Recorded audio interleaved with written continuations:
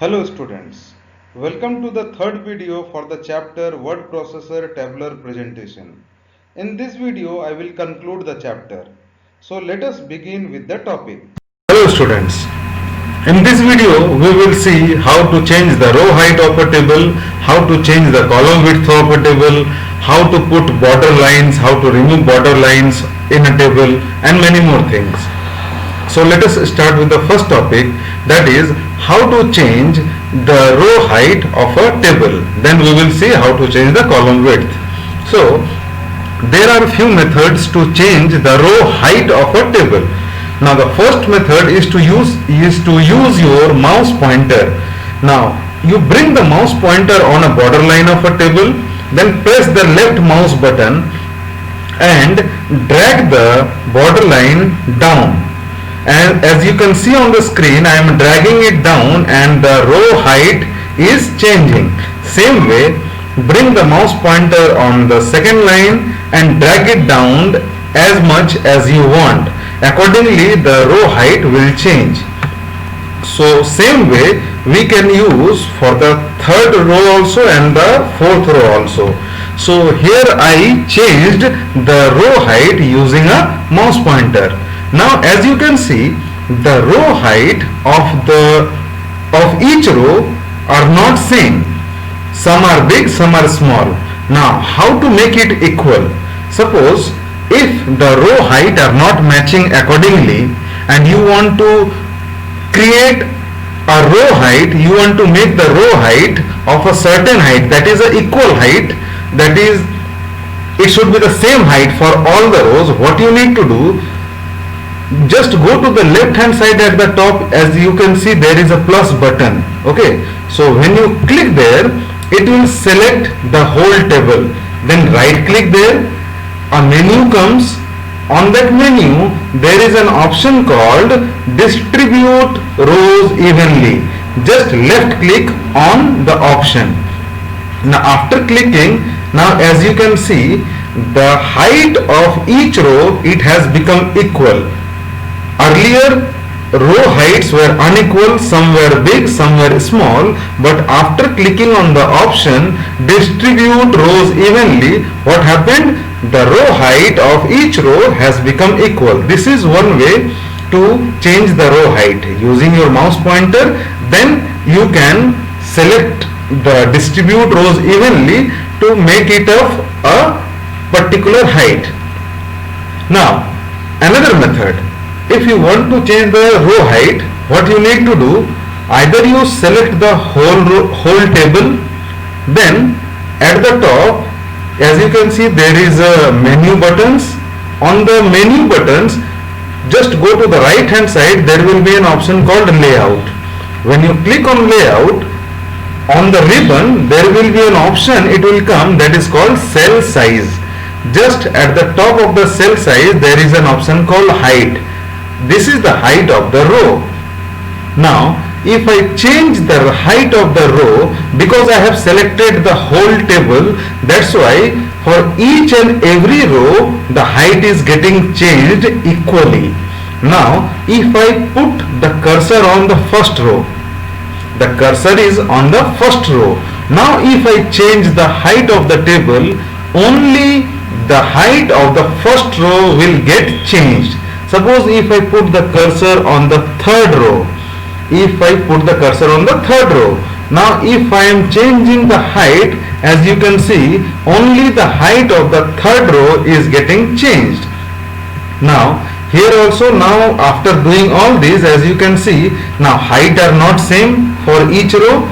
So what you can do, just select the whole table. Here is also one option, as you can see at the top under the cell size option, distribute rows. As you click there, again the same thing will happen.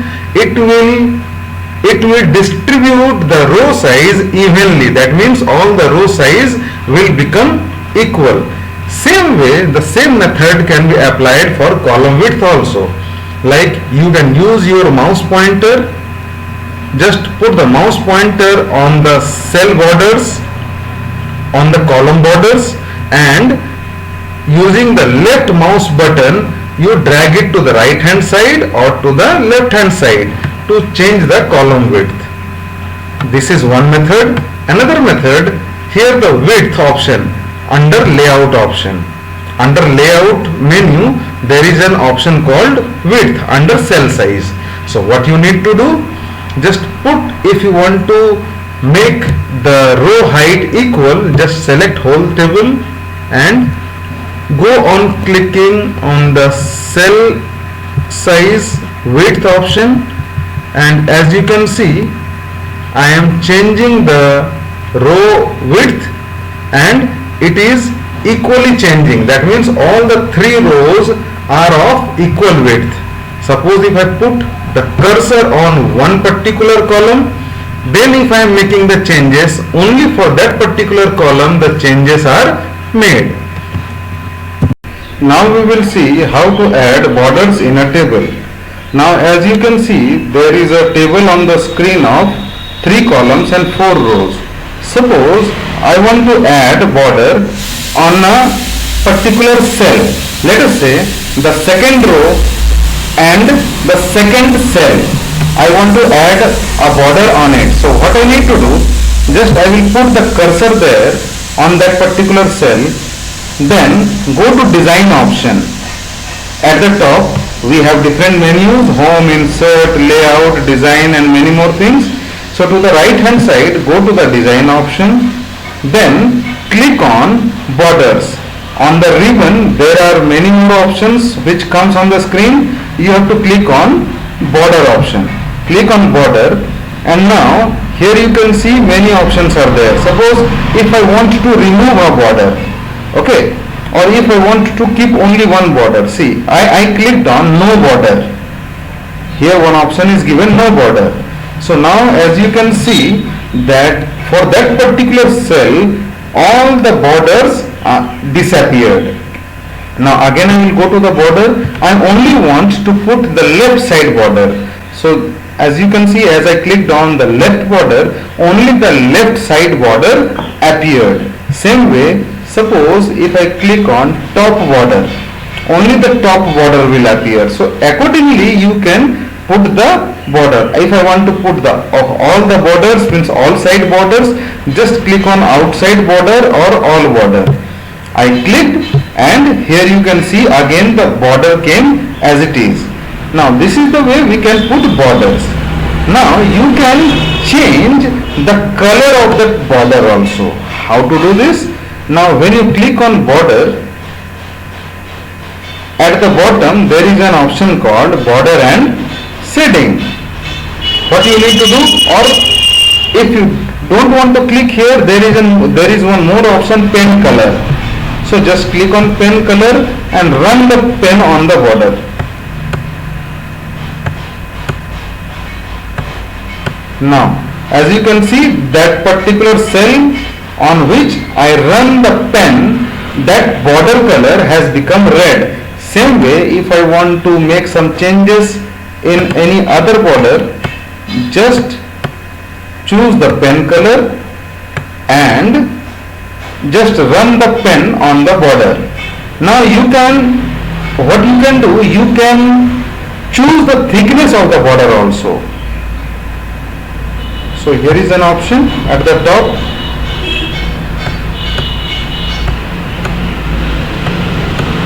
Just run the pen on the border.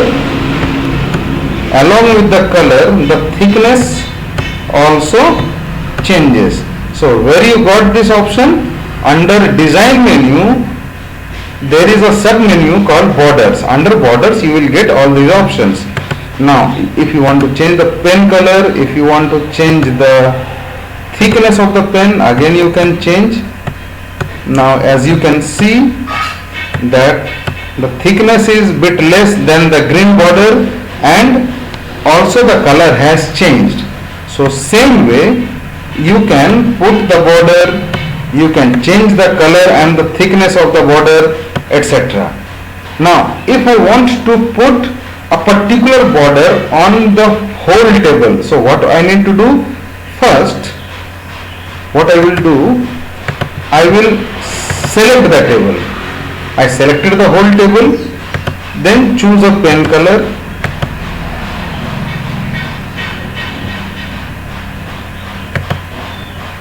Go to border and setting.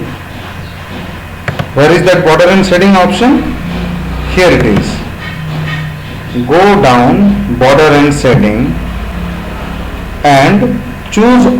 See, to the right at the top there are three options: border, page border and setting. So I will choose the border option.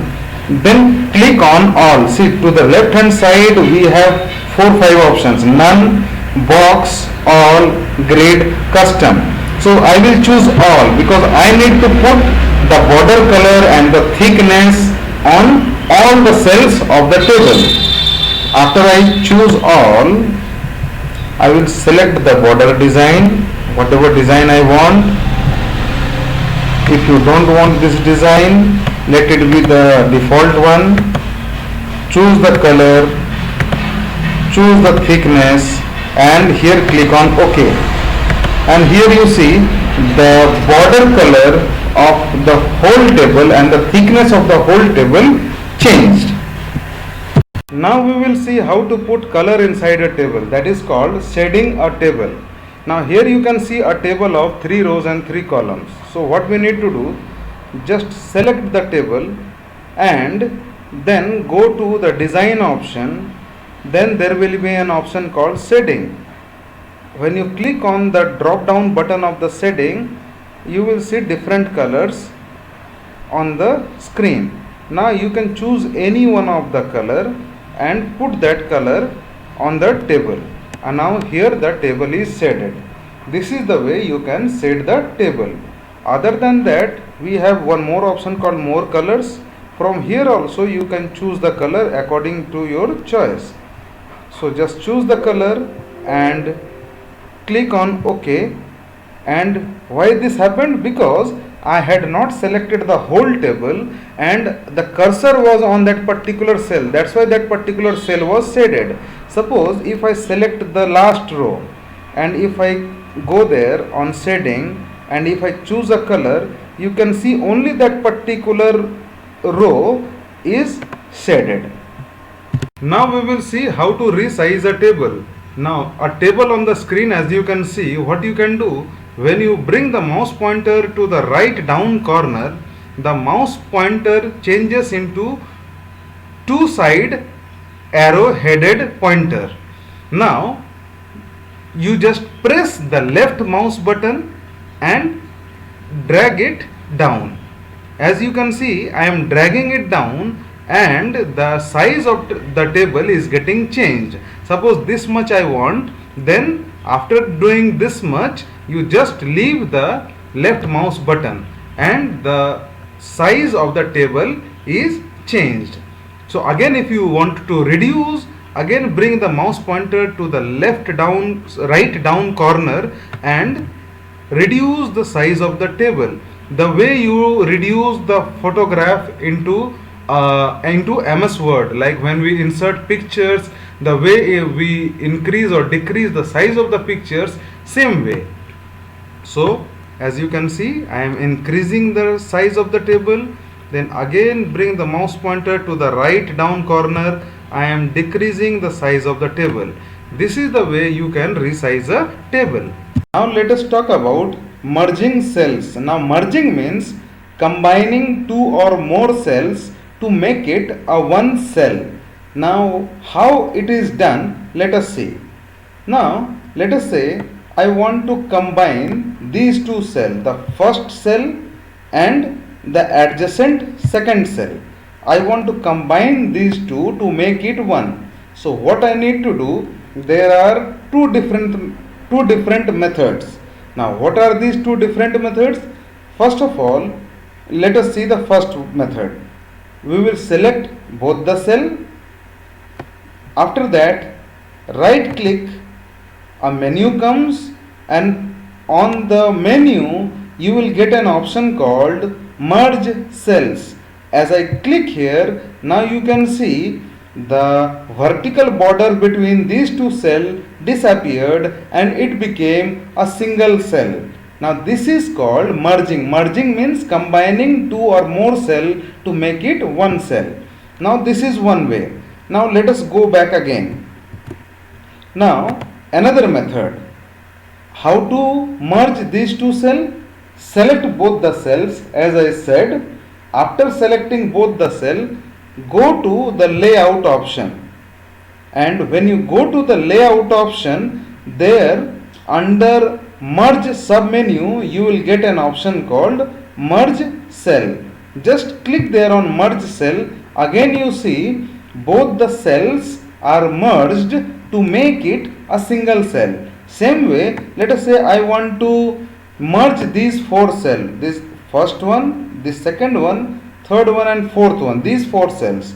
What I need to do? Select these four cells, go to layout option and under merge submenu on the ribbon click on merge cell, and as you can see that four cells are combined to create a single cell. Now this is called merging a cell. Now we will talk about splitting a cell. Now merging a cell, it combines two or more cells to make it a one cell. Similarly, splitting means to break a single cell into many cells. Now we will see how it is done. Now as you can see on the screen, the middle cell I have colored it with a particular color. Now I want to split, I want to break this cell into, let us say, two columns and two rows. That means this particular cell will get converted into four small cells. Now let us see how it is done. The first method. What is the first method? Just put the cursor on the cell, right click there, and on the menu which comes on the screen, there you will get an option called split cells. Now click on split cells. Now here it shows how many columns and how many rows do you want. Now by default it is given 2 columns and 1 row. So what I will do, I will make 2 columns and 2 rows. Now you can see I have written number of columns 2 and number of rows 2. Now when I click on OK, you can see it is divided into 2 rows and 2 columns. So what I did, I splitted a single cell into 4 different cells. That is, it is splitted into 2 rows and 2 columns. So this is called splitting. Now splitting can be done using the menu bar also. So at the top we will go to the layout option. So when you go to the layout option, you will get an option under merge submenu, you will get an option called split cells. Now again the same option comes where it will ask you how many columns and how many rows do you want. Let us say I want 3 rows and 3 columns and 2 rows. Just click on OK, and as you can see here that particular single cell is converted, it is splitted into 3 columns and 2 rows. So this is the way, these are the 2 methods. Like first one is the right click, just right click on the cell, click on split, put the number of column and number of rows you want and click on OK, and the cell is splitted. Another method, go to the layout option, go to split cell which is given under merge submenu, and there you decide how many columns and rows you want to put, you want to split the cell, and it is done. So this is the way you can split a cell in a table. Now let us talk about cell alignment. Now in MS Word, aligning text in a table to the top left corner of a cell, it is given by default. Alignment means the position of data or text within the boundary of a cell. The computer system primarily provides 2 different types of alignment of data text within a cell. What are these 2? One is vertical alignment, another one is horizontal alignment. So first we will see what is vertical alignment. This alignment arranges the text in an upright direction. Upright means in vertical, from top to bottom in the selected cell. It can be further categorized into three different ways.